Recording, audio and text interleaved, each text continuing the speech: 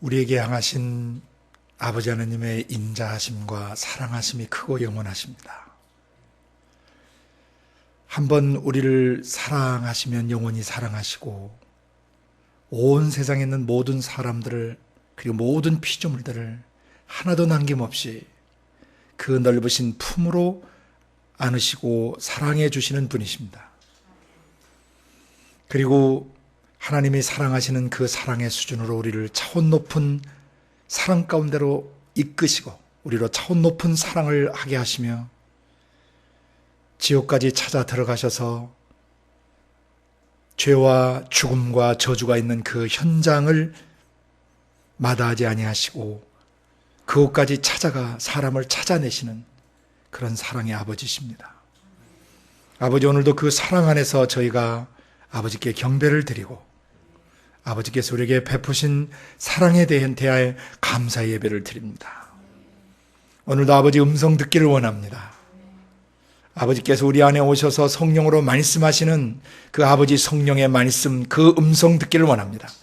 기록된 말씀을 통해 아버지 하나님 그 음성을 풀어주시고 깨닫게 해주시고 그 음성을 통해서 우리가 자녀됨의 권세를 다시 한번 확인하고 일꾼다운 일꾼으로 서게 하시며 지도자다운 지도자로 회복되어져 가도록 도와주시옵소서. 우리 자신뿐만 아니라 조국교회 전체와 북한 땅에 있는 지하교회 형제자매들과 온 세상 나라와 민족 속에 고통받는 지하교회 모든 형제자매들과 핍박 속에서 그리스도를 따라가는 모든 지체들을 오늘 성령과 말씀으로 격려해 주시고 힘있게 해주시고 위로해 주시기를 기도합니다. 그리고 모든 사역자분들을 하나님 성령으로 계속 기름 부어 주셔서 한 사람 한 사람을 예수의 형상으로 온전히 빚어내되 자녀 되게 하고 일꾼 되게 하고 지도자 되게 사람을 제자화해 갈 수 있도록 기름 부어 주시옵소서. 오늘도 성령님 우리를 가르쳐 주시고 우리의 속사람을 견고히 세워 주옵소서. 정말 성령이 쓰실 수 있는 일꾼, 성령이 가장 편하게 일하실 수 있는 그런 동역자 되길 원합니다. 성령의 주권적 통찰에 온전히 거하는 저희들 되도록 오늘도 말씀으로 세워 주시옵소서. 유튜브를 통해서 또 유스트림을 통해서 말씀을 들으시는 모든 분들도 동일한 은혜가 있게 하여 주옵소서. 감사하고 예수님 이름으로 기도드리옵나이다. 아멘. 감사합니다.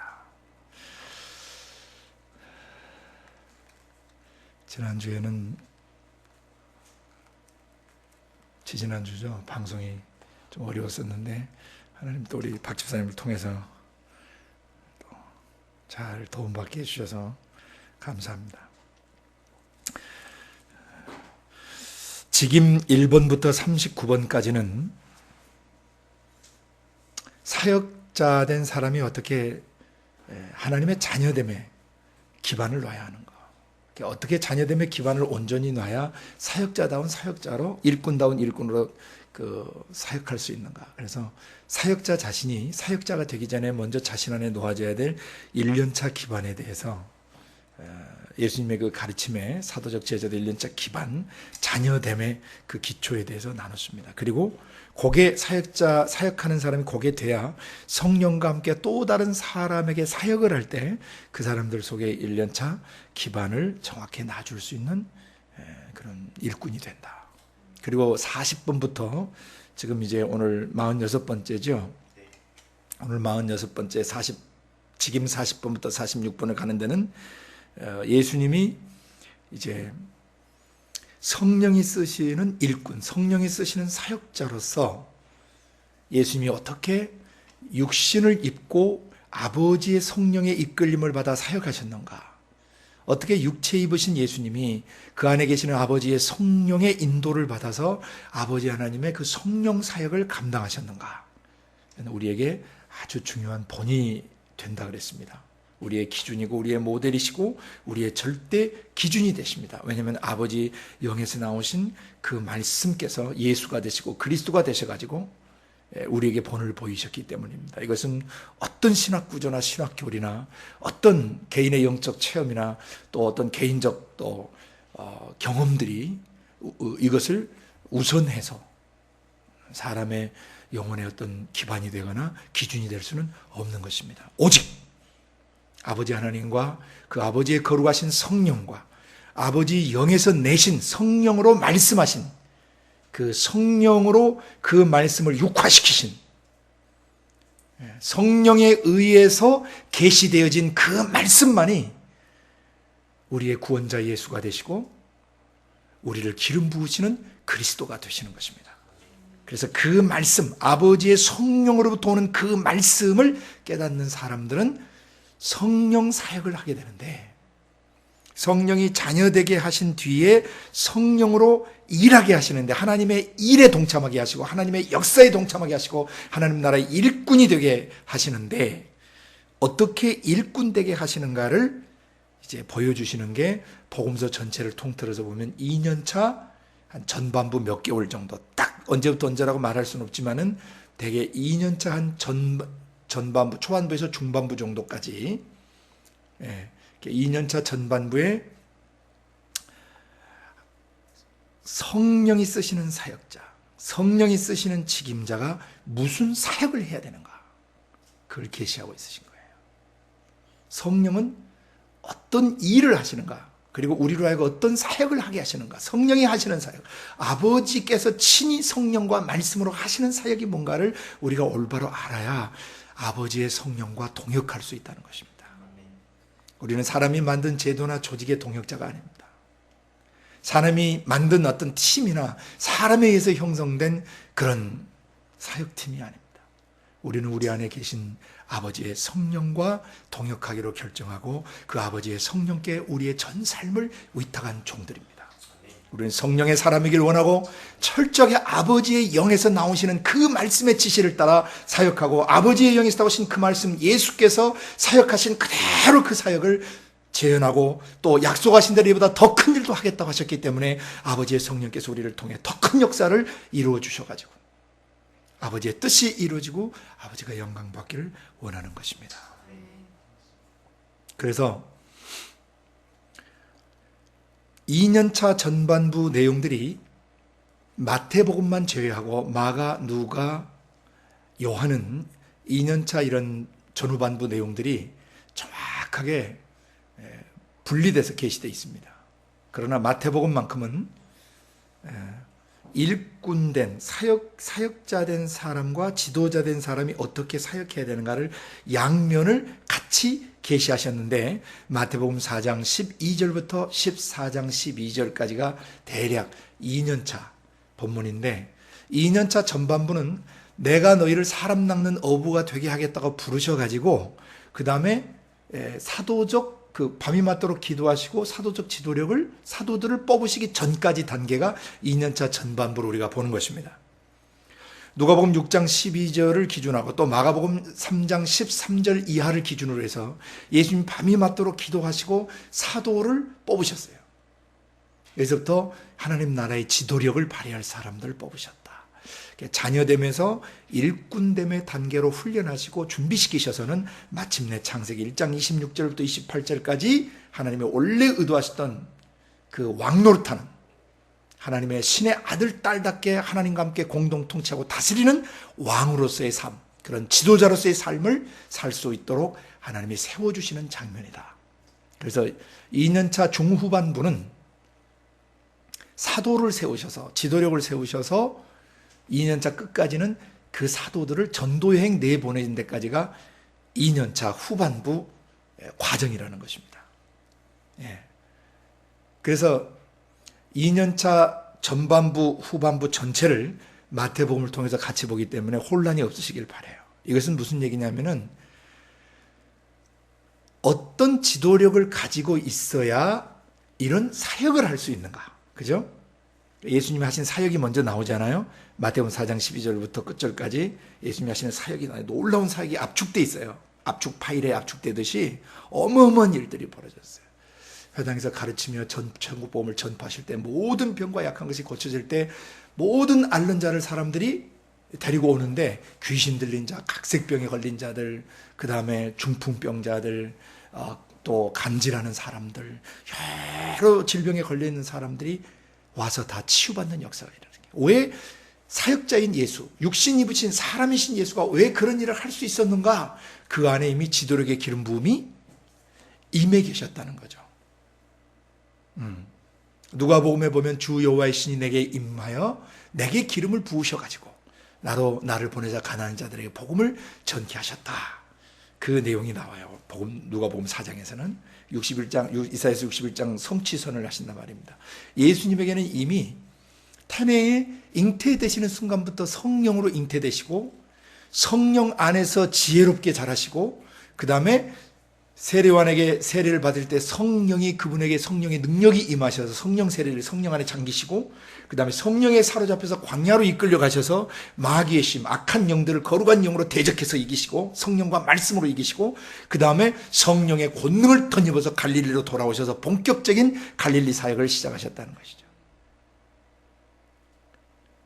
그래서 예수님이라는 지도자를 통해서 사도적 지도력이 무엇인가를 보게 되고 이 사도력 지도력을 가진 사람들이 사역을 어떻게 하는가를 보여줌과 동시에 사역하는 사람은 어떻게 사도적 지도자로 자라가야 되는가, 그것을 마태복음은 양면으로 보여주신다는 것입니다. 오해 없으시길 바랍니다. 그래서 지난 시간에 이제 산상수훈, 마태복음이 누가복음 6장과 마가복음 3장 13절 이하와 그 다음에 마태복음 5장 6장 7장 이하가 같은 맥락에서 이루어지는 본문들이라는 것입니다. 그래서 사도들을 세우시고 난 뒤에 막 모여든 그 무리도 보시고 일단 1차적으로 제자들에게 입을 열어서 가르치세요. 사도들과 예수님을 따르는 제자분들에게 먼저 말씀하시면서 동시에 둘러선 무리들도 듣게 하셨던 거죠. 누가 진짜 사역자고 누가 진짜 지도자인지를 일반 무리는 분별하게 하고 사역자 되고 지도자 된 너희는 이런 기준을 가지고 살아야 한다. 그래서 지도자란 사람이 먼저 그 삶을 살아내게 되면 함께하는 사람들이 자연스럽게 그 삶을 따라 살게 돼 있기 때문에 지도자는 너무 중요한 것입니다. 똑같은 육신을 가진 사람이 그 삶을 살아내면 똑같은 육신을 가진 다른 사람도 나도 할 수 있겠다라는 자신감을 갖게 되는 것이죠. 그래서 지난 시간에는 마태복음 그 5장을 크게 두 단락으로 나눠서 봤습니다. 오늘은 이제 6장까지 이제 마무리를 해야 됩니다. 6장은 크게 네 단락으로 제가 지난번 나눠드렸죠. 5장에서 크게 두 단락은 1절부터 16절까지입니다. 또 그 안에 1절부터 16절은 다시 두 개의 단락으로 내용이 나뉘죠. 하나는 팔복에 대한 언급과 소금과 빛에 대한 언급입니다. 이것은 굉장히 중요해요. 지도자란 어떤 사람이어야 되는가는 지도력의 정의를 내려주시는 거예요. 동시에 사역자가 어떤 목표로 자라가야 되는, 어떤 목표를 가지고 지도자로 자라가야 되는가를 또한 계시해 주시는 거예요. 예수님의 입장은 사도로서의 지도자 입장에 있으시고 제자들은 이제 사역자의 과정과 이제 지도자로서 막 입문해서 들어온 과정에 있는 것입니다. 그렇죠? 그러니까 너희가 사역을 했는데 이런 사역을 하면서 너희가 하나님이 쓰실 수 있는 성령이 쓰시는 천국 정부의 지상 지도자로 자라려면 너희 안에 이런 8가지 신적 성품이 덧입혀져 있어야 된다. 이 8가지 신적 성품은 영혼의 맛을 내는, 하나님의 신적 성품의 맛을 내는 소금과 같고 사람들의 영혼으로 하여금 마귀적 지정으로 오염되지 않도록 부패하지 않도록 막아주는 그런 소금과 같은 역할을 하는 것이다. 이 팔복의 기초 성품, 이 복은 하나님의 신적 성품을 덧입은 상태고 그 신적 성품을 덧입고 놀라운 일을 행할 수 있는, 다스릴 수 있는 그런 상태까지가 복받은 상태라 그랬어요. 복은 소유물이 아니에요. 복은 하나님의 형상과 모양을 덧입는 것입니다. 예. 그래서 하나님의 형상과 모양을 덧입은 사람은 무슨 일을 하든지 형통하게 돼 있고 범사에 하나님의 영광을 드러내게 돼 있으니까 자연스럽게 후속 그 결과적으로 재물도 모일 수 있고 많은 것을 가질 수 있고 몸도 마음도 강건할 수 있는 그런 그 은혜를 입게 되는 것이죠. 복이 먼저 임해야 그런 것들을 소유할 수 있는 복이 있는 것이에요. 관리할 수 있는 복이 있고 다스릴 수 있는 복이 있게 되는 것입니다. 돈을 다스리지 못한 사람은 저주받은 사람이에요. 돈을 다스리는 사람은 복받은 사람이란 말입니다. 자기에게 주어진 권위, 권력, 자기에게 주어진 어떤 권세들을 다스리지 못하고 그것에 지배를 당해버리는 사람은 그 사람은 저주 가운데 있는 사람이에요. 복이라고 하는 것은 하나님의 신적 성품을 덧입어서 소유하고 있는 것들을, 가지고 있는 것들을 다스릴 줄 아는 능력까지를 말하는 것입니다. 다스리지 못한 사람은 복받은 사람이 아니에요. 그래서 사도는 정말 하나님께 하나님의 행복으로 행복한 사람이고, 지도자는 하나님의 축복으로 축복을 받은 사람들인데, 어떤 축복을 받은 사람이면 신적 성품으로 덧입는 성품의 복을 받은 사람이라는 것입니다. 모든 그리스도인은 예수 믿고 성령이 들어오시면서 다 이 복을 받은 사람들인데, 이 복이 우리 안에 들어오셨지만 우리의 지성과 감성과 의지 속에 이 복된 성품을 맛보고 하나님의 어떠하심을 맛보아 알고, 그것이 우리 안에 영적 양념이 되고 그것이 영적 자양분이 되고 소금처럼 우리 속에 맛을 내게 스며들어서 그 성품이 우리의 지정 속에 배어드셔야 지도자로 자라간다는 것입니다. 팔복의 성품은 우리 안에 오셨어요. 그래서 우리는 소금이에요. 우리는 그리고 그 소금을 먹고 팔복의 그 8가지 성품의 맛을 내는 그것을 먹고 우리의 속사람 영이 부패하지 않게 되어 있는 것입니다. 이게 거듭난 사람의 현주소예요. 모든 거듭난 사람은 하나님의 자녀가 된과 동시에 일꾼이 되게 돼 있고 지도자로 회복되게 돼 있는 것입니다. 이 과정을 보여주시는 거예요. 하나님의 아들 된 예수 그리스도께서 어떻게 일하시고 어떻게 사역하시고 어떻게 지도력을 발휘하시는가를 육신 입은 가운데서 보여주심으로써 육신 입고 예수를 믿은 우리가 하나님 아들 딸로서 하나님의 자녀로서 어떻게 살아야 하고 어떤 권세를 가지고 살아야 되고 하나님의 일꾼으로서 하나님 나라의 지상 지도력을 어떻게 발휘하다가 땅의 왕들, 땅에서 왕노릇하고 7년 동안 왕노릇하다가 영원한 아버지 집에 왕으로 들어가야 되는 것입니다. 왕 자체가 목적이 아니라 다스림으로써 아버지의 뜻을 이루는 것이 우리의 목적인 것입니다.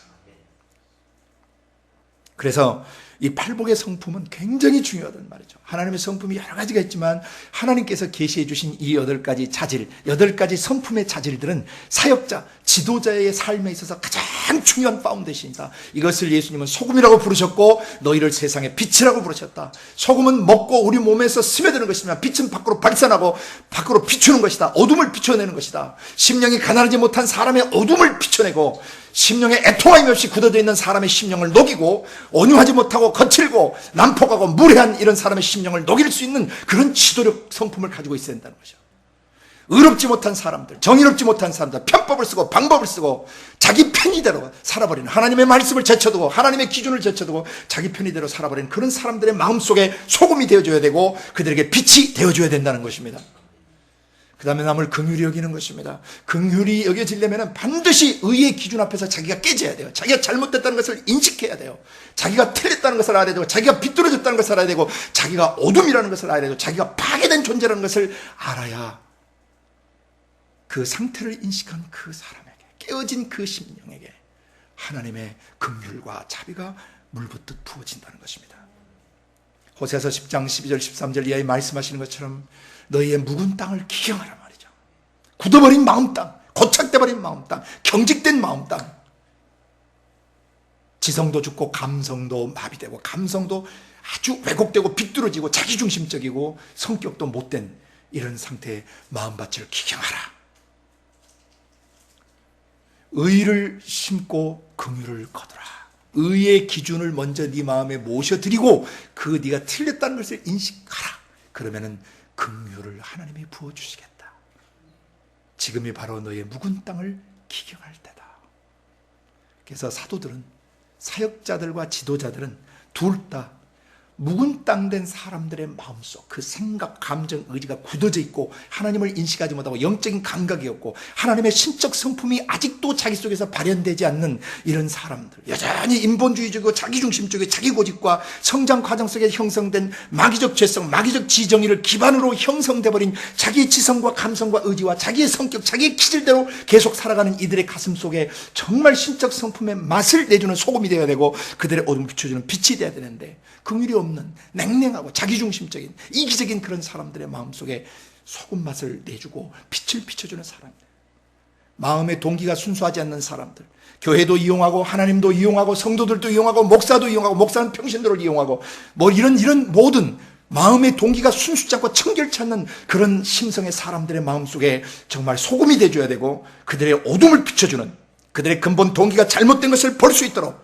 마음이 비뚤어져 있고 모든 것을 나에게 다 맞춰져 있는 자기중심적인 악함들, 남을 자신을 줌으로써 행복해지는 이 원리를 떠나서 마귀처럼 자기에게로 모든 것을 끌어들이는 이런 사악함들을, 그 어둠들을 소금으로 정말 부패하지 않도록 막아주고 빛을 발해서 그 사람이 청결한 심령을 갖도록 도와주는 것, 이것이 사역자와 지도자들이 해야 될 일이라는 거예요. 그리고 하나님과 어긋맞게 있는 사람 어쩐지 하나님께 화평케 하고 사람과 사람을 어긋맞게 있는 사람을 화평케 하는 그런 지도자는 소금이고 빛이에요. 다음에 의로운 일을 하다가 핍박을 받고 오해를 받고 또 사람들에게 욕을 먹고 또 남에게 비난을 받는 그런 상태가 될 때에도 하나님 앞에서 그 심령이 올바랐으면 기뻐하고 즐거워할 줄 아는 그런 지도자는 어둠 속에 비치고 정말 맛을 잃어버린 세상 속에 참다운 맛을 내는 지도자며, 의를 행하다가 불리해지거나 어려워지면 비겁하게 꼬리를 감추고 도망간다든지 남의 탓을 한다든지 자기 책임지지 않고 그래버리는 그런 맛을 잃어버린 그런 사람에게 그런 지도자는 맛을 내는 소금이 되는 것입니다. 이런 지도력, 소금으로서 빛으로서의 지도력, 다른 사람의 영혼에 하나님 나라의 맛을 내고 천국의 맛을 내고 하나님의 신적 성품의 맛을 내주고 그 맛을 근거로 해서 그들이 부패되지 않고 올바른 심령에서 안에 계시는 성령의 빛, 하나님의 거룩한 빛을, 영광을 반사할 수 있는 그런 빛으로 만들 줄 아는 그 지도자, 그게 준비가 돼야 그 다음에 나오는 구약 해석학의 온전한 이해력을 갖게 된다는 것입니다. 그래서 지난주에 제가 하나를 좀 설명해 드렸었죠. 살인하는 문제에 대해서. 지금 이제 그렇게 하면 시간이 너무 많이 걸려서 그냥 스케치만 하고 넘어가려고 그래요. 예. 중요한 것은 뭐냐면은 어떤 사역자든지 어떤 지도자든지 그 사람이 사도든 선지자든 전도자든 목자든 교사든 능력 행하는 자든 어떤 사역자든지 간에 어떤 지도자든지 간에 그 사람 속에는 내주에 계시는 성령의 이 8가지 팔복의 성품을 그 안에서 맛보아 알아야 돼요. 그리고 자기가 소금이 돼야 되고 맛을 내줄 줄 알아야 돼요. 다른 사람의 마음의 맛을 내주고 삶의 맛을 내줄 수 있는 사람이 되고 그들의 삶이 마귀적 지정으로 더 이상 오염되지 않고 부패하지 않도록 그들의 마음을 그 8가지 기준으로 잡아줄 줄 아는 지도자가 되어야 된다는 것입니다. 그리고 그런 빛을 비춰서 그들의 마음이 8가지 성품의 저기가 성령의 그 8가지 성품이 그 안에서 드러나지 않고 어둠에 잠겨 있거나 어둠에 덮여 있을 때 그들의 마음에 어둠을 제거해주고 빛 가운데 걸어갈 수 있도록, 지도자다운 지도자로 살아갈 수 있도록, 사역자다운 사역자로 살아갈 수 있도록 빛을 비추는 그런 지도자가 되어야 돼요. 그런 기초가 되어야 마태복음 5장 17절부터 끝절까지는 율법 해석을 올바로 하게 되고 구약 해석을 올바로 하게 되고 구약을 삶으로 성취해 나가게 된다는 것입니다. 사도 사역이 뭐냐? 구약에 기록된 66권의 말씀을 완성하는 사역이다. 그냥 은사적으로 귀신 쫓고 병 고치는 것만이 사도 사역이 아니다 말이죠. 사도 사역의 본질은 구약 내내 창세기부터 말라기까지 하나님이 말씀하셨던, 아버지가 성령으로 말씀하셨던 그 말씀이 예수 그리스도의 육체와 그 삶과 예수 그리스도의 희생과 죽음을 통해서 성취되었듯이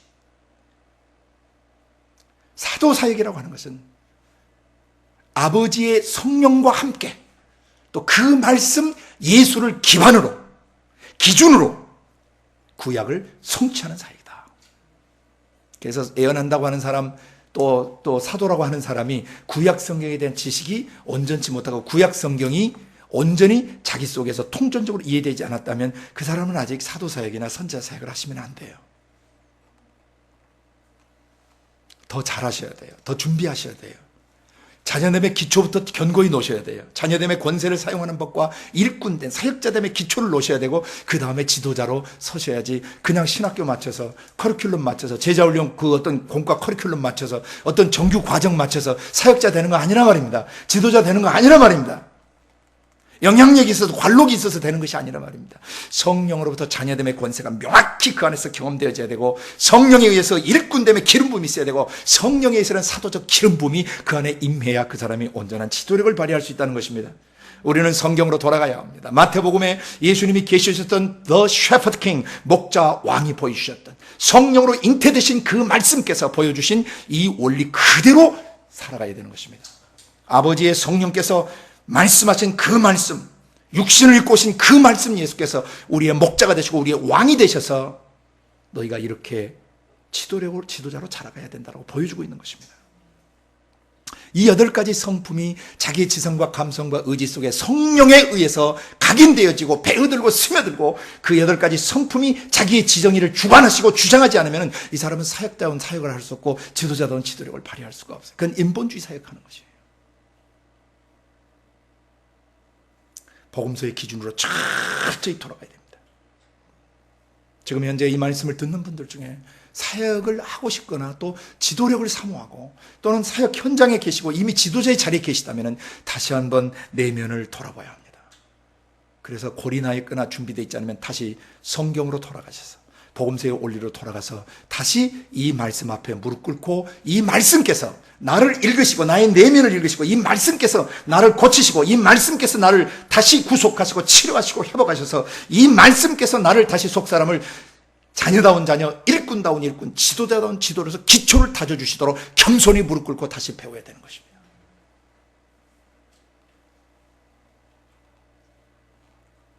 모르고 사역자가 되고 모르고 지도자가 됐었다면 하나님이 다시 이것을 듣고 돌아올 수 있는 기회를 주고 계시는 것입니다. 구약 성경을 완전히 이해해야 합니다. 사도 사역은 절대적으로 구약을 기반으로 진행되어지는 것입니다. 예수님이 사도이신 예수님이 친히 정의를 내리시기 때문에 내가 율법이나 선지자 구약을 폐하러 온 줄로 생각하지 말라. 구약을 완성하러 왔다. 어떻게 완성하러 왔느냐? 나의 삶으로 또 내가 성령을 통해서 이 구약 성취 사역을 한다. 어떻게 성취 사역해 가는가? 이걸 지금 계속 보여주고 계신다는 겁니다. 이게 사도 사역이에요. 사도 사역의 본질은 구약 성경에 정통해서 구약 성경을 가지고 사람들의 내면 세계를 구속하고 치료하고 회복하고 창조의 원형으로 재건축하는 사역이다. 우리가 구약 괴가를 옛날에 다 배웠지 않습니까? 구약을 7단락으로 나눠서 마지막에 예루살렘 성전을 구속하고 치료하고 회복하시는 그 단계로 구약이 마무리되어지는 거라고 얘기했습니다. 똑같습니다. 그래서 사도 사역을 반드시 교회가 해야 돼요. 왜냐하면 이것은 어떤 사람이 사도 사역하는 게 아니에요. 어떤 사람이 선지자 사역하는 게 아니에요. 사도 사역과 선지자 사역은 인간 사역이 아닙니다. 하나님 아버지의 사역이에요. 하나님 아버지께서 친히 성령으로 그 말씀 예수를 사도가 되게 하시고 그 선지자에게 보내셔서 사람들을 그 사도이신 예수, 그 선지자이신 예수의 터 위에 사람들을 세우시려고 인간 사도와 인간 선지자들을 계속 세우신 거예요. 에베소 4장에서 그 직임론에서 나오잖아요. 그가 위로 올라가실 때 사로잡힌 자들에게 사로잡혀 선물을 주셨는데 무슨 선물을 주셨냐면 5가지 직임의 그 선물을 주셨어요. 예수님의 사도성을 인간 사도에게 주시고 예수님의 선지자 되심을 인간 선지자를 세워주시고 예수님의 전도자 되심을 인간 전도자에게 주시고 예수님의 선한 목자 되심을 양들을 위해 목숨을 던지는 선한 목자 되심을 인간에게 부어주시고 예수님의 위대한 교사 되심을 잘 가르치는 성경 교사가 되도록 사람에게 부어주신단 말이에요. 누구에게? 예수께 사로잡힌 바 된 사람들에게 그것을 나눠주신다는 거예요. 우리는 그 예수께 사로잡히기를 원합니다. 그래서 그리스도의 성도를 온전케 하고 봉사의 일을 하며 그리스도의 몸을 세우기를 원하는 것입니다. 전 세계적이고 우주적인 그리스도의 몸이 회복되기를 원하는 것입니다. 에베소 3장에 계시하신 대로 이방 민족들이 함께 상속자가 되고 함께 지체가 되고 함께 약속에 참여하는 자가 되기를 원하는 것입니다. 유대인들이 아니라 유대인들뿐만 아니라 전 세계 잃어버린 모든 나라와 민족들이 아버지의 품속으로 그렇게 돌아와서 창세전부터 가지고 있는 하나님 아버지의 성부의 그 창세전 계획과 피의 구속을 통한 아들의 피의 구속과 그리고 그 피의 구속을 믿는 사람들의 내면에 들어오신 성령의 인치시고 보증하시는 이 사역을, 이 하나님의 각종 지혜를 이방 민족들의 가슴 속에 전해주기를 원하는 것입니다. 이 사람들이 이제 자기 나라를 넘어서서 나라와 민족 속으로 들어가는 이 시대의 사도적이며 선제적 사역을 감당하는 통로들이에요. 아버지는 구약이든 신약이든 사도적이며 선지자의 사역을 계속해 오셨던 것입니다. 사도 사역과 선지자 사역은 폐해지지 않았습니다. 그건 아버지 하나님의 고유 사역입니다. 어떤 인간 신학자도 교리학자도 성령의 역사를 폐지한다거나 성령의 은사를 폐기하는 자가 있다면 깊이 회개하지 않으면 그들 준엄한 심판을 받게 될 것입니다. 그리고 그런 것을 가르치는 목자를 절대 따라가면 안 됩니다. 그건 가짜, 거짓 선생이고 거짓 교사고 거짓 선지자입니다. 성령의 역사를 부인하거나 성령이 지금도 우리 각 사람 속에 들어오셔서 내주시는 성령이 여전히 그분의 사도사역과 그분의 선자사역과 그분의 전도자사역과 그분의 목자사역과 그분의 교사사역을 계속하고 계시고 능력행하는 사역을 하고 계시고, 그런데 그 성령의 역사를 제한하거나 그 성령의 역사를 폐지됐다고 선언하는 이 어리석은 사람, 굉장히 교만한 사람들이고 악한 사람들이에요. 그건 거짓 선생이에요. 그 사람들 가르침을 절대 따라가면 안 돼요. 유튜브에 간간히 그런 것을 주장하는 거짓 선생들과 거짓 목사들이 나와요. 그들은 아무리 경건주의를 얘기하고 성경의 본문을 가지고 강의한다고 하지만은 그들은 거짓 교사예요. 거짓 선생들이에요. 거짓 사역자들이에요. 주님이 오시기 전에 깊이 회개하지 않으면 준엄한 심판을 받게 돼요. 데살로니가전서 5장에서 애언을 멸시치 말라, 성령을 소멸치 말라. 너희가 들었던 애언을 너희들이 듣고 좋은 것을 구별해서, 악한 애언들은 어떤 것도 버려야 되지만은 선한 애언들, 기록된 말씀을 근거로 되어지는 성령의 역사들을 너희는 제한하지 말라. 선한 예언들을 취하고 악한 예언은 그 모양새라도 버려라.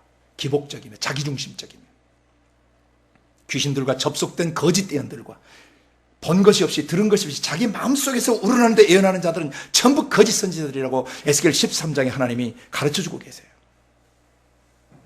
수많은 거짓 선지자들이 난무하고 있는 시대에 살고 있어요. 그래서 진짜 사도사역과 진짜 선지자사역, 사도와 선지자 더 위에 사람을 세우는 것이 뭔가를 지금 예수님 마태복음 5, 6, 7장을 통해서 보여주시는 겁니다. 진짜 사도사역이 뭐냐, 진짜 선지자사역이 뭐냐. 사도와 선지자 더 위에 사람을 세우려면 구약 성경을 정통하고 있어야 된다는 것입니다. 왜? 구약 유대교는 사도와 선지자 더 위에 세워진 것이 아니라 그것은 종교 집단이에요. 구약 유대교는 하는 이단입니다. 예수의 메시아 되심을 인정하지 않는 이단입니다. 기독교 이단입니다. 아주 잘못된 가르침입니다.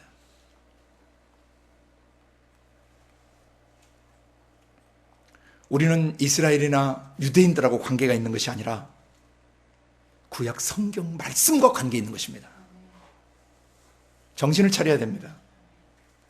구약 성경에 사용되었던 민족, 사용되었던 나라들, 사용되었던 장소, 사용되었던 건물들은 예수 그리스도 오심으로 완성되어지고 우리가 이제는 그의 성전이고 우리가 그의 건물이 되어 있는 것입니다.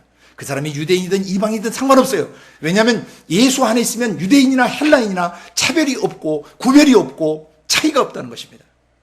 유대인인 바울이 증언한 것입니다. 그래서 우리는 유대의 역사나 유대인의 역사나 유대인의 어떤 생활 습관들 그 자체가 중요한 것이 아니라 기록된 구약성경 말씀이 중요하단 말입니다.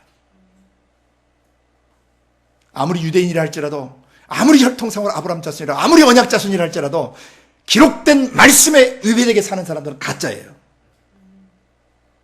그건 참된 남은 자가 아니에요. 아브라함의 믿음에 남아있는 자들이 아니에요. 진정한 렘넌트, 남은 자들은 기록된 구약성경 말씀의 문맥을 따라서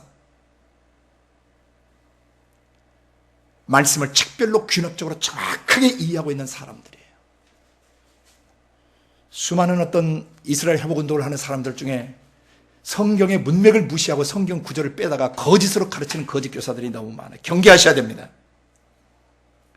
성경의 문맥을 무시하고 성경을 임의로 빼다가 해석하는 자들에 대해서 베드로 사도를 통해서 경고했습니다. 베드로서 1장 19절부터 21절의 말씀에 경고했습니다. 우리에게는 이보다 더 확실한 예언이 있는데 어두운 데 비추는 등불과 같고 날이 새어 너희 마음의 샛별 대신 예수가 떠오를 때까지 이 성경을 주의하는 것이 가하다. 성경은 사사로이 풀면 안 된다. 구약 성경 사사로이 풀면 안 돼요. 개인적으로 풀면 안 돼요. 왜? 예언은 언제든지 사람의 뜻으로 낸 것이 아니다 말이죠. 오직 성령의 감동을 받은 사람들이 하나님께 받아서 말한 것이 예언이에요.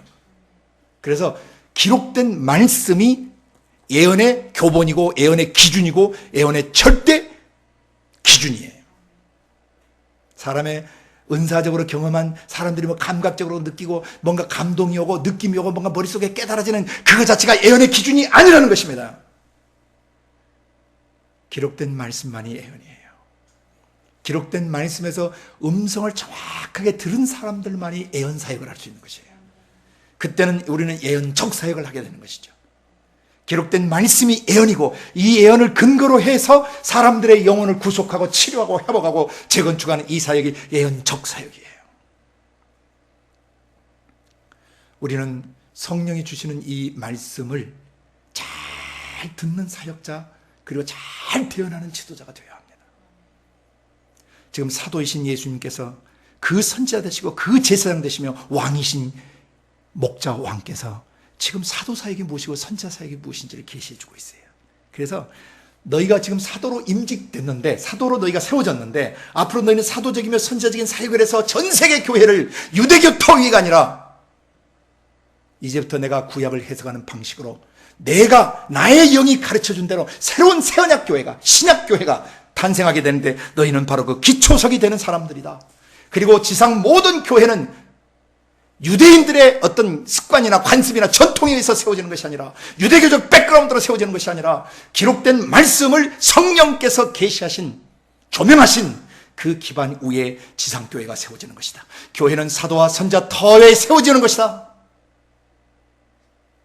예수께서 친히 모퉁이 돌 포 코너스톤, 기둥을 세우는 그런 기반석, 기초석, 반석이 되시고 너희는 그 반석 대신 예수 그리스도 위에 세워져 가고 있는 것이다. 그래서 이 소금과 빛으로서의 기능을 잘 감당하는 준비가 되도록 지도력을 훈련을 하셔야 되고 깊은 기도를 하셔야 돼요. 주님, 제 안에 심령이 가난하길 원합니다. 애통해지고 그 다음에 온유하고 의로움에 줄이고 목마르고 그리고 긍휼히 여기고 청결한 심령을 가지고 화평케 할 줄 알고 의를 인하여 핍박을 받을 때 기뻐하고 즐거워할 수 있는 삶을 살기로 결정합니다. 하나님, 이런 사역자, 이런 지도자로 서가기를 원하오니 성령님 나를 덮으시고 나를 사로잡으시고 나를 주관하시고 내가 그런 소금맛을 내게 하시고 그런 빛을 발산하는 그런 하나님의 통로가 되게 하여 주시옵소서. 이 기도를 일평생 드려야 된다는 것입니다. 바로 그래서 그 8가지 성품이 소금 맛으로 배어들고 빛으로 내 안에 발산되지만 구약 성경을 볼 때 눈이 열려버린다는 것입니다. 이 수건은 그리스도에게 와야 벗겨진다 그랬어요. 수건을 벗은 얼굴로 주의 영광을 볼 수 있어야 돼. 주의 성품의 빛을 볼 수 있어야 돼. 하나님이 어떤 성품을 가지시고 어떤 성품의 하나님이신가를 볼 수 있어야 되는 것입니다. 마음속에서. 수건을 벗은 얼굴로, 베일을 벗은 얼굴로 주의 영광을 보며 저와 같은 형상으로 화하여 영광에서 영광이라는 이는 주의 영으로 말미암음이니라. 주의 영이 우리 속에 오셔서 우리를 자유케 하시는데 뭐로부터 자유케 하냐? 율법으로부터 자유케 하고 거짓된 가르침으로부터 자유케 하고 잘못된 전통과 잘못된 유전으로부터 자유케 하시는 거예요. 구약의 잘못된 가르침, 서기관과 바리새인들의 거짓된 신학과 유대교의 이단 메시지로부터 우리를 자유케 하신다는 것입니다. 여러분, 구약의 역사 문화를 연구할 때 주의하셔야 돼요. 히브리 사람들이 갖고 있는 전통과 그런 그들의 문화 전통이 절대 복음의 기준이 아니라는 것을 아셔야 됩니다. 기록된 말씀이 기준입니다. 많은 사람들이 유대인들이 행하는 그런 종교 행위에, 종교 행사에 계속 참여해서 뭔가 의미를 찾으려고 하는 사람들인데 그들은 그리스도의 밖으로 나가는 것입니다. 그들은 그림자라는 것입니다. 실체가 오셨어요. 실체 가운데로 돌아오지 않는 자는 구원받지 못해요. 그리고 그 그리스도가 우리 속에 오셔서 구약의 그림자적으로 예표적으로 보였던 사건을 완성하신 것입니다. 이것이 바로 사역자가 되기 전에, 지도자가 되기 전에 구약을 올바로 이해해야 되는 그런 내용 중에 하나예요. 구약을 올바로 깨닫지 못해서 잘못 해석하니까 잘못된 이스라엘 회복운동에 얼마나 많은 사람들이 지금 정신없이 빠져들고 있는지 몰라요. 그들은 점점 성경의 복음 기준에서 멀어지게 돼 있습니다. 하나님은 특정 민족을 어떤 민족보다 더 사랑하시지 않습니다. 구약에는 하나님이 계시를 하셔야 되기 때문에 아브라함의 믿음을 가진 사람들을 중심으로 일단 모델을 삼아서 계시하셨던 거예요. 그러나 신약성경 십자가에 예수님 죽으신 뒤에는 모든 족속이 다 똑같아요. 어떤 특정 민족이 특정 민족보다 나을 수 없고 어떤 특정 국가가 또 다른 국가보다 나을 수 없어요. 왜냐하면 하나님 아버지에게는 모두가 똑같은 아들, 딸들이에요. 그가 황인종이든 백인종이든 흑인종이든 잘 사는 나라든 못 사는 나라든 강대국이든 약소국이든 상관없이 아버지 가슴속엔 내 자식, 내 새끼들만 있으신 거예요. 우리는 교단을 초월해야 되고 교파를 초월해야 되고 국경을 초월해야 되고 인종을 초월해야 되고 피부색을 초월해야 되는 그런 사역자, 그런 지도자로 자라가야 합니다. 비록 편견 속에서 자라고 선입견 속에서 자랐지만은 성령 안에서 아버지의 음성을 듣고 아버지의 마음을 배움으로써 나라와 민족을 내 형제자매로 사랑하며 온 세상을 품에 안고 나가는 그런 사역자로, 지도자로 자라가야 돼요. 그게 사도적 아버지들이고 그리고 선자적 지도력을 발휘하는 사람들이에요. 그런 사람들, 그런 사도적이며 선자적인 기름 부음이 있는 사람들을 중심으로 하나님은 신약교회를 세워가시고 예수님 재림하실 때까지 지상교회를 견고케 세워가신다는 것입니다. 사도와 선지자 터 위에 사람을 세우려면 구약 성경에 정통하셔야 되고 구약 성경을 올바로 해석해야 되는데, 서기관과 바리새인들은 구약을 깝대기로 가르쳤어요. 내면 세계의 사람의 생각, 감정, 의지 속에 배어든 죄의 동기, 죄의 근본을 다루지 않고 겉으로 행하는 행위적 그런 행위만 가르쳤다는 것입니다. 그래서 예수님이 성경을 다시 해석했던 내용이 바로 6가지였어요. 그래서 살인하는 규정과, 첫 번째, 살인하지 말라는 걸 들었지만 나는 너에게 말한다, but I tell you가 6번 나온다고 그랬어요. 두 번째는 간음이에요. 간음 문제를 다. 세 번째는 이혼 문제를 다뤄요. 네 번째는 맹세 문제를 다. 살간이맹이라고 그랬죠. 앞자 따서 살간이맹, 눈이, 눈에는 눈, 이에는 이로 갚으라 했다는, 보복하라 했다는 말을 들었으나 나는 너에게 이른다는 거죠. 보복하지 말라 이 말이죠. 지도자는 보복하면 안 돼요. 그 다음 마지막에 내 이웃은 사랑하고 원수는 미워하라는 말을 옛사람들에게 들었지만 but I tell you, 내가 너에게 다시 일러주겠다. 그 뜻이 아니다, 구약성경 뜻이. 그래서 원수를 사랑하고 핍박하는 자를 위해서 기도하는 삶의 모드를 가져야 한다. 이것이 사역자고 이것이 하나님이 쓰는 지도자다. 근데 어떤 사람도 이것을 그 현장에서 바로 살아낼 수 있는 사람은 없어요. 경건의 연습이 필요합니다. 안에 계시는 성령을 힘입어서 그렇게 살기로 결정한 뒤에 그렇게 기도하면서 수없이 또 그 삶을 살아내려고 연습하고 연습할 때 성령의 기름 부음이 우리를 온전케 하셔서 마침내 그런 저와 같은 형상, 예수와 같은 형상으로 우리를 만들어내시고 예수님과 같은 사도, 예수님과 같은 선지자, 예수님 같은 제사장, 예수님 같은 왕으로 우리를 빚어주실 것입니다. 그래서 여러분이 다음에 우리가 해석을 할 때 좀 더 깊이 다루기로 하고 이 겉과 속을 정확히 다루는 사역자가 돼야 된다는 거예요. 오케이? 가는 문제는 마음속으로 음란한 생각을 품으면, 남자든 여자든 음란한 생각을 품으면 이미 마음에 간음했기 때문에 저 사람을 보고 음란한 생각이 들었던 그 근본 동기를 회개하지 않으면 그 음란의 죄로부터 자유할 수 없다는 것이죠. 오케이? 그 다음에 이혼 문제에 대해서는 음행한 연고 없이는 이혼할 수 없어요. 음란한 짓을 할 때에만 하늘 법정에서, 천국 정부에서 이혼 소속이 밟아집니다. 법적으로 가능해요. 땅에서 마음이 안 맞고 성깔이 안 맞고 또 뭔가 안 맞아서 이혼을 해버렸어요. 그럼 천국 정부 저쪽의 호적에서는, 저 법정에서는 이혼 수속이 안 돼요. 세상에서는 그가 이혼했을지는 모르지만 천국에서는 그게 이혼 수속이 안 돼요. 그럼 간음자로 규정돼 지옥 간단 말입니다.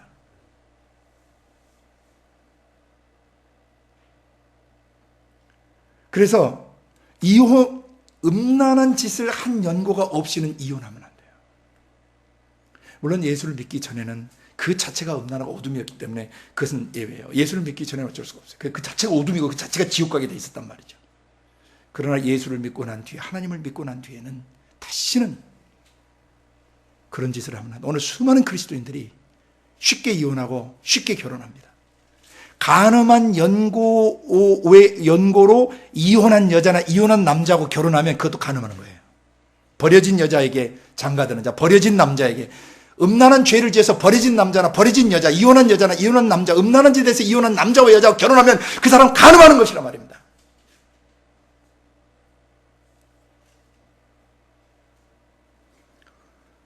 교회가 이것을 바로 가르쳐야 합니다. 지도자들, 사역자들과 지도자들 바로 가르쳐야 됩니다. 또 하나 이혼할 수 있는 케이스는 바울 사도를 통해서 하나님이 계시하신 건데, 고린도서 11장에서 7장이죠. 고린도서 7장과 11장에서 여자와의 관계를 이제 다루고 있는 내용들이 나오는데, 남편과 아내와 관계들을 다루는 게 나오는데, 거기서 보면은 뭐가 나오냐면은 믿지 않는 남편이나 아내가 네가 예수 믿기 때문에 너하고 사는 게 나는 지겹도록 싫고 나는 너를 싫다, 떠나라. 만약 그렇게 되면 그냥 그가 정말 아무리 내가 마음을 열고 그와 같이 살고 그와 살려고 해도 그 사람이 예수 믿는 것 때문에 싫다 하면 이혼할 수 있어요. 그 외 어떤 것도 이혼이 불가능합니다. 그러면 내 일생 저 인간 때문에 다 망가지고 살란 말입니까? 네. 결혼은 책임을 져야 되는 것입니다. 도저히 저 인간하고 못 살겠다면 결혼하지 말고 그를 위해서 일평생 충고하면서 따로 사세요. 근데 결혼하시면 음란한 간음죄를 짓게 된다는 것입니다. 음란한 짓을 해서 이혼한 사람은 죽을 때까지 결혼 못해요. 그것이 그의 버리면서 그에게 주어진 은혜예요. 하나님 안에서 죽을 때까지 순결함을 지키고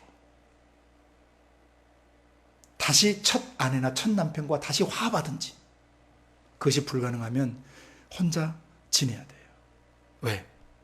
불법으로 이혼하고 불법으로 헤어졌다가 그가 결혼하게 되면 또 다른 사람을 지옥 가게 만들기 때문이에요. 자기도 죄를 짓지만 다른 사람도 죄를 짓게 만드는 것이라는 거예요. 이 이혼에 대한 규정들을 오늘 현대교회가 바로 다뤄줘야 됩니다. 너무 가혹합니다. 하나님이 그렇게 자비로운 하나님인데, 아니, 하나님은 인자와 어미하심을 같이 갖고 있어요. 우리의 사정 때문에 하나님 법을 바꾸시지 않아요. 잘못한 자를 용서하시지만 그가 만약 이것을 알고도 끝까지 고집해서 꾸역꾸역 할 때는 그런 대가를 지불하게 되는 것이에요. 회개는 살던 것을 그만두는 것입니다. 회개는 돌아서는 것이에요. 잘못된 방법으로 만나 살았으면 그날 헤어져야 돼요. 그것이 바로 에스라서 마지막 10장인가요? 이방인들과 결혼했던 사람들이 나중에 처자식을 돌려보내죠. 그런 결단이 필요한 것입니다. 저는 믿습니다. 그렇게 결단하는 형제나 자매들을 하나님이 끝까지 책임져 주시고 온전한 상급을 얻도록 돌봐주시고 그들의 일생을 책임져 주시는 것을 저는 믿습니다. 왜? 그는 자기를 경외하는 자를 긍휼히 여기세요. 그리고 하나님을 경외하는 자를 천사가 둘러 진치게 하세요.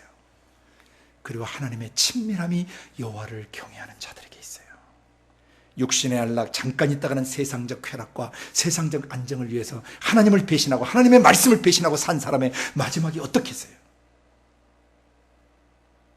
하나님의 절대 기준 앞에 자신을 쳐서 복종시키며 그 말씀대로 일생을 살아간 그 사람들을 하나님이 존귀히 여기신다.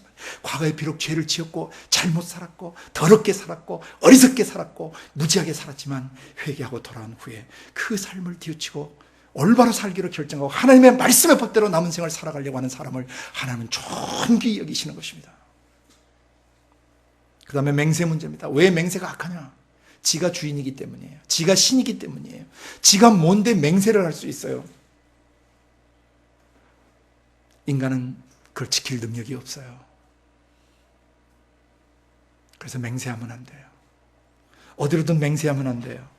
거기 보면은 도무지 맹세하지 말라, 하늘로도 하지 마라. 이는 하나님의 보좌다. 네가 하나님이냐 그 말입니다. 네가 보좌에 앉는 주권자냐? 그 다음에 땅으로도 말라. 이는 하나님의 발등상입니다. 땅, 하나님 밟고 계시는 곳이다. 하나님이 지배하시는 곳이다 이 말이죠. 네가 주인이 아니라는 거예요. 네가 거기서 하고 안 하고를 결정하는 게 아니다 말이죠. 다음에 예루살렘으로도 하지 마라. 이는 큰 임금, 큰 왕의 위대하신 왕의 성이지 네가 거기를 가지고 네가 예루살렘을 통해서 네가 할 수 있는 것이 없다.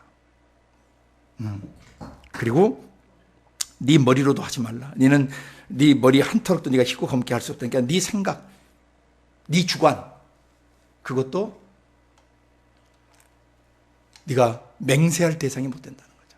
내가 반드시 그렇게 하겠다. 너는 그럴 능력이 없다는 거예요. 그래서 마지막에 오직 너희 말은 옳다 옳다 아니라 아니라 하라. 이에서 지나는 것은 악으로 쫓아 나옵니다. 예스 할 때 예스 할 줄 알고 노 할 때 노 할 줄 알아야 된다는 것이에요. 지도자는. 예 할 때 예 하지 않고 노 할 때 노 하지 않고 중간 해석지에 있는 놈들은 그 가짜 지도자들이에요. 의에 줄이고 목마른 자들이 아니란 말입니다. 정의로운 지도자가 아니에요. 예스 할 것은 예스라고 해야 돼요. 노 할 것은 사람이 뭐라고 해도 노 해야 돼요. 사람 눈치나 보고 있고 예수님이 위대한 하나님의 사람을 선지하시고 약속의 메시아인 줄 알면서도 출애를 당할까 무서워서 이스라엘 그 관원들을 두려워해서 하지 않던 사람들에 대해서 요한복음 예수님 뭐라고 얘기해요? 저희는 하나님의 영광보다 사람의 영광을 더 구하는 자. 그들 천국 못 가요. 왜? 사람들 앞에서 나를 부인하면 나도 마지막 날에 하나님과 천사들 앞에서 저 사람 부인하겠다 그러셨어요. 회색지대에 있는 지도자가 돼서는 안 된다는 얘기입니다. 그렇다고 해서 너희가 맹세할 때 너희가 맹세하면 안 된다는 거, 지도자로서. 그걸 지킬 능력이 너희에게 없다. 교만하고 방자하게 너희가 주인 노릇하지 말라는 얘기예요. 옳은 것은 옳다고 얘기하고 틀린 것은 틀리다고 얘기하고 아닌 것은 아니라고 얘기하는 지도자가 되어야 한다. 아멘. 그 다음에 보복인데, 이건 조금 사람들이 오해할 수 있고 어려워서 좀 잠깐 설명하고 하겠습니다. 38절부터 눈은 눈으로 이는 이로 갚으라 했다는 걸 너희가 들었지만 나는 너희에게 이르노니 악한 자를 대적지 말라. 하나님 말씀대로 안 하는 악한 자를 대적하지 말라. 누구든지 내 오른편 뺨을 치거든 왼편을 돌려대라. 이게 무슨 말이냐면요, 뺨을 맞는 것은 인격적 모독을 말해요. 지도자가 인격적으로 모독 당했을 때 보복하려고 하지 말라는 얘기예요. 오케이? 예수님도 보복하지 않으셨죠? 예수님 침 뱉고 발로 걷어차고 채찍으로 내리치고 했지만 예수님 보복하지 않으시잖아요. 네? 왜냐하면 그들은 마귀의 앞집이 노릇을 하고 있기 때문에 그 사람하고 싸워봤자 아무런 이득이 없어요. 마귀에게 지금 잡혀있는데 그 사람 제정신이 아닌데 그 사람하고 실갱이 벌여봤자 뭐하냐고요. 다만 그를 위해서 기도하고 제가 회개할 수 있도록 기도하고 제정신 차리도록 기도할 수밖에 없어요. 뺨을 얻어맞는 것은 인격적 모독을 당하는 것이에요. 그 모독을 당할 때 보복하지 말라는 거예요. 근데 저 자신부터도 한번 찌르면 열이 확 받치죠. 그래 이제 그 감도가 많이 이제 약해져 가는 것이죠. 왜? 소금으로 빛으로 계속 삶을 연습하는 거예요. 또 용서하고 또 용서하고 또 용서하고 또 용서하고. 제일 좋은 것, 제일 완벽한 것은 모독할 때 잔잔하게 웃고 마음의 평정을 잃지 않을 수 있는 상태. 무시당하고 함부로 취급당할 때. 오케이? 이것은 하루아침에 되는 거 아니에요.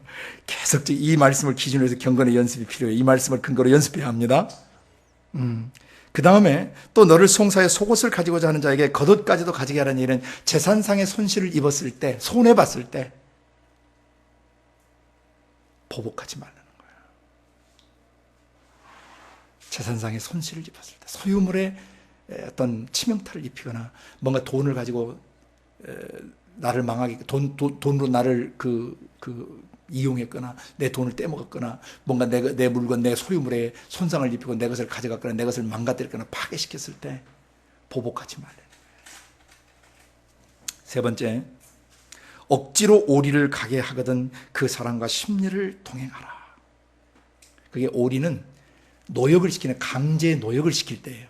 너희에게 부당한 일을 시키거나 부당한 어떤 의무를 지울 때 투덜대거나 불평하거나 원망하거나 두고 보자 식으로 하지 말고 더 해주어라.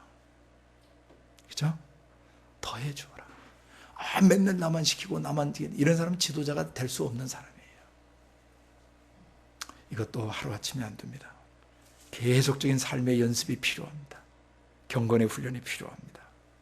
누가 나에게 부당하게 일을 더 시키고 나를 더 부당하게 일을 부려먹는 것 같이 느껴질 때 더 열린 가슴으로 일을 할 수 있는 사람으로 저도 자라기를 원하고 그런 소금으로 빛으로 서가기를 원합니다.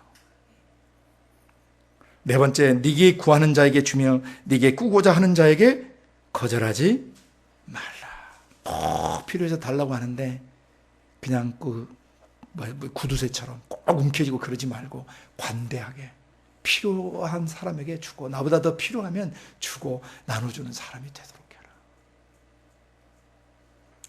맨날 달라고 그런다 그러지 말고. 예? 예. 그리고 마지막으로 여섯 번째, 예수님이 또 내 이웃을 48절이죠. 43절. 43절에 또 내 이웃을 사랑하고 내 원수를 미워하라 했다는 것을 너희가 들었다. 유대인들로부터 들었다. 랍비들로부터 들었다. 서기관들로부터 들었다. 바리새인들로부터 들었다. 너희 조상들로부터 들었다. 그러나 but I tell you, 내가 너에게 다시 일러준다. 다시 해석해준다. 이웃을 사랑하고 원수를 미워하는 게 아니고 원래는 뭐 하는 거다? 원수를 사랑하고 너희를 핍박하는 자를 위해서 기도해 주는 것이다. 원래는 율법 정신이에요. 그게. 이것을 누가복음에서 하고 스테판 본 그 사본에는 이걸 이렇게 원수를 사랑하고 미워하는 자를 선대하고 모욕하는 자를 위해서 기도해주고 저주하는 자를 위해서 축복하라. 그래서 앞자 따서 제가 외우게 했죠. 이건 누가복음 6장에 있는 거예요. 근데 마태복음도 원래 있어요. 스테반본에는. 근데 여기는 빠졌어요. 우리 넷슬판을 근거로 해서 돼 있기 때문에 내용이 좀 더 축약돼 있어요. 원래는 원수 사랑, 그죠? 원사에 앞잡다면 원수를 뭐하라? 사랑하라. 미워하는 자는 뭐하라? 선대하라. 친절하게 대해주어라. Be kind 하라는 거예요. 미워하는 자는 선대, 미선이에요. 원사, 미선. 그 다음에 저주하는 자를 뭐하고?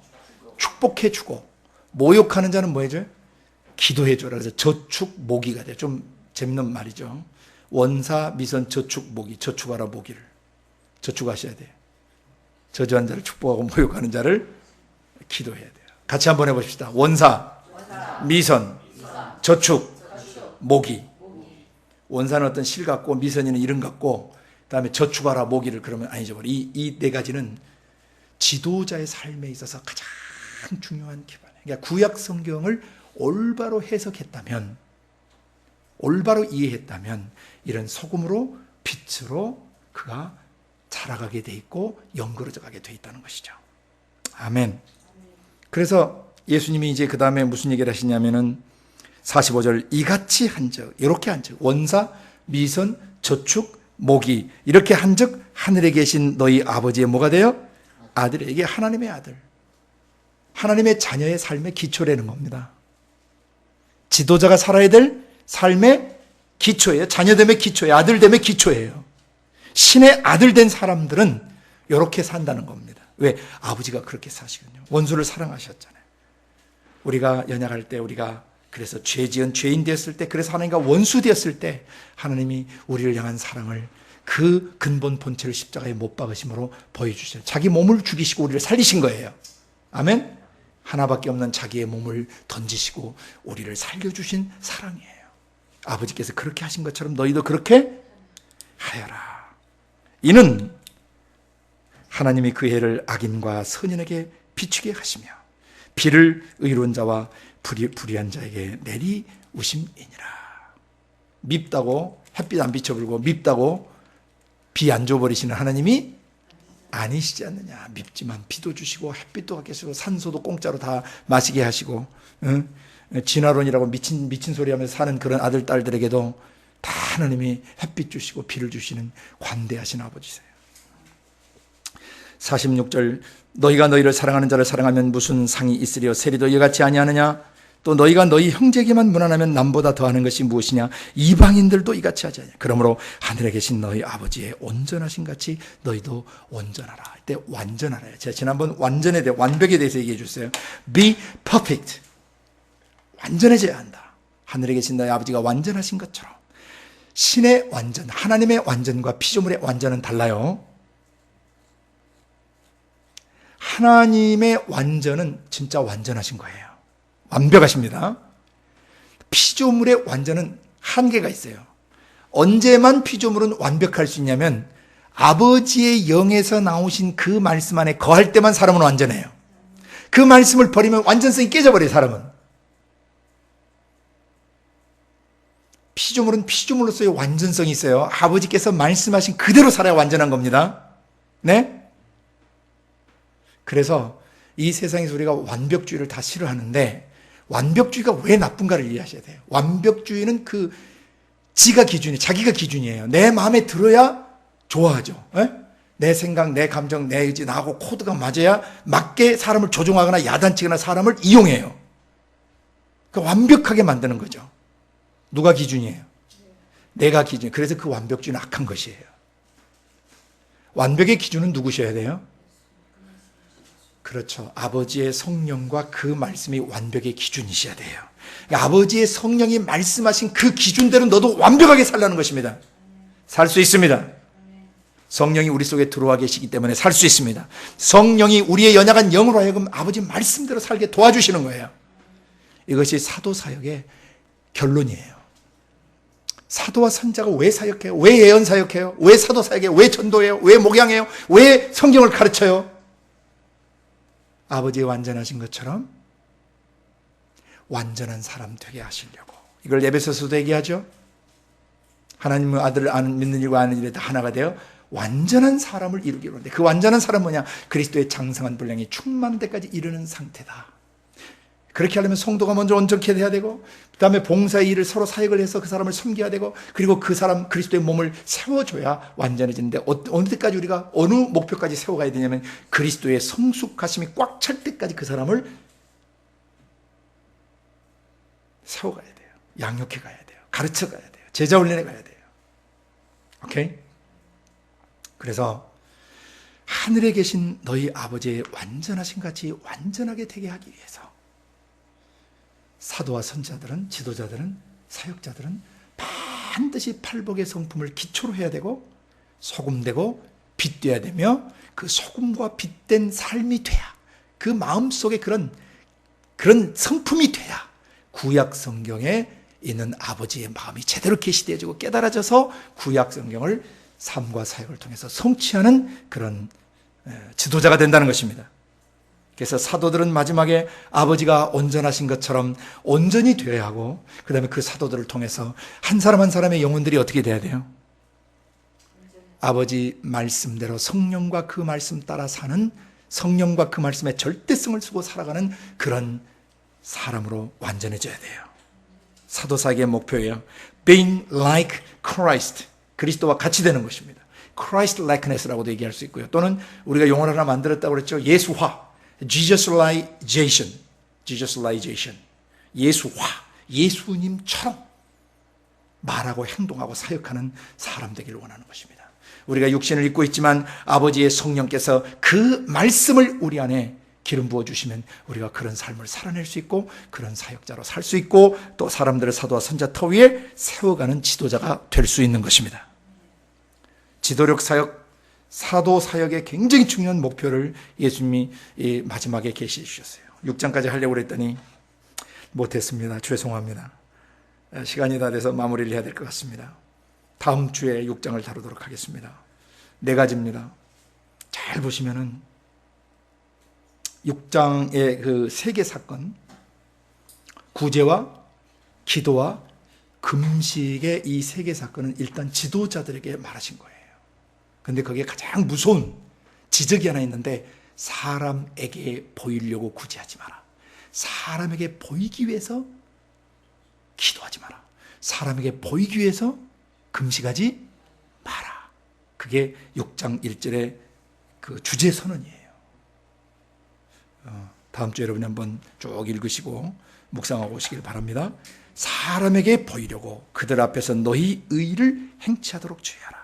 그렇지 않으면 하늘에 계신 너희 아버지께 상을 얻지 못하느냐. 가짜 지도자로 살다가 죽는 것입니다. 사람에게 보이려고. 그리고 이제 보면은 공통어들이 몇 개 나오죠. 2절에 보면 그러므로 구제할 때 외식하는 자가 사람에게 영광을 얻으려고, 그죠? 다시 5절에 보면 또 너희가 기도할 때 외식하는 자와 같이 되지 말라. 저희는 사람에게 보이려고, 그러죠?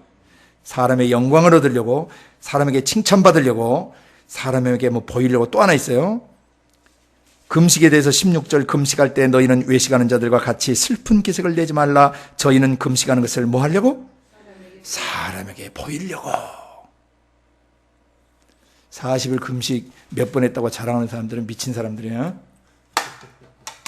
그것을 명함에다 파고 다니는 미친 사람도 제가 몇 사람 봤습니다. 그 사람은 진짜 불쌍한 사람이에요. 기도도 골방에 들어가서 난 모르게 기도 시간 얼마나 많이 하고 자기가 얼마나 기도 많이 한지를 쇼맨십으로 보이지 말라는 거예요. 물론 기도를 설명하다가 정말 중심이 깨끗한 동기로 기도를 이렇게 한다라고 하는 것은 하나님이 아세요. 저놈이 자기를 높이고 자기를 드러내려고 저런 자랑을 하는 건지, 정말 본을 보이고 정말 기도를 해야 되기 때문에 가르치기 위해서 자기가 이렇게 기도한다고 말하는 것인지 하나님이 아세요. 외식이 없어야 된다는 것입니다. 외식하는 자의 받는 율은 지옥입니다. 서기관과 바리새인 같은 가짜 지도자들을 향해서 대해서 그들을 염두에 두고 지금 세워진 사도들에게 그런 쇼맨십 사역하지 말라는 거예요. 특별히 3가지 영역과 한 가지 영역은 좀 다른 내용인데, 보물, 가장 소중하게 여기는 것이 하늘에 있냐 땅에 있냐 너의 시각이, 너의 눈이, 너의 영적 시각이, 마음의 시각이 하늘에 있는 사역자냐 지도자냐, 땅에 있는 지도자냐. 땅에 있는 지도자들은 기복신앙을 가르치죠. 땅에서 잘 먹고 잘 살고 문제 해결받고 할렐루야 주께서 뭐 부자 되게 하시고 잘 살게 하시고 잘 먹게 하시고, 그것이 잘못됐다는 게 아니에요. 그거 부자 되고 잘 먹고 잘 살고 잘 되면 그거 가지고 희생하고 헌신해야 된다는 것입니다. 하나님의 뜻을 이루기 위해서 드려야 된다는 것이, 움켜쥐고 자기 영광을 누리고 자기 유익을 위하고 자기 잘 먹고 잘 사는 게 아니라는 것입니다. 그들은 지도자로서 시각이 잘못된 사람이에요. 북미 쪽에서나 한국 쪽에서 일종의 번영신학을 비난하는 분들이나 번영신학의 위험성을 경고하는 종들이 많이 있습니다. 번영해야죠. 주님 안에서 잘 돼야죠. 그런데 그 번영이 하나님의 뜻을 이루는 목적이 아니고 다른 사람을 섬기는 목적이 아니면 그것은 저주받은 것이에요. 그 번영은 반드시 지도자의 시각은 땅이 아닌 하늘. 너희 보물이 하늘에 있느냐 땅에 있느냐. 네가 소중히 여기는 것이 땅에 속한 것이냐 하늘에 속한 것이냐, 지도자로서 사도로서 명확히 하라는 것이에요. 담임 목사 또는 단체 지도자, 가정의 지도자, 어떤 팀의 지도자 한 사람의 시각이 하늘 중심이 아니고 땅 중심이면 그 교회, 그 팀, 그 가정은 망하는 것이에요. 지도자는 굉장히 중요한 것입니다. 다음 시간에 이 네 가지 구제와 기도와 금식과 그 다음에 소유물들, 하나님이냐 재물이냐, 하늘에 속한 하나님이냐, 하나님에서 유출돼 나온 흘러나온 부분적인 재물이냐, 그 둘 중에 어느 것이 너의 보물이냐, 너의 소중하게 여기는 시각, 네가 보배롭게 여기는 것이 과연 하늘의 것이냐 땅의 것이냐 명확히 해라. 그런데 땅의 것 염려해서 만약에 너의 보물을 땅에 둔다면 너는 가장 어리석은 자다. 그래서 솔로몬이라는 사람을 예로 들어서 설명하고 공중나는 새와 뜰에 핀 백합을 통해서 얘기하신 거예요. 오늘 아버지의 성령께서 사역자의 길을 가고 또 지도자로 자라가야 될 우리들에게 음성을 들려주신 줄로 믿습니다. 나는 네가 이런 사역자가 되기 원하고 이런 기반을 놓는, 나의 나라의 기반을 놓는 지도자가 되기를 원한다. 같이 통성으로 우리 기도하십시다.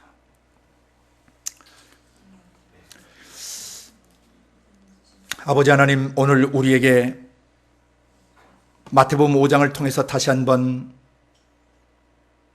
하나님이 세우신 지상 지도자가 어떤 존재인지를 깨닫게 해주셔서 감사합니다.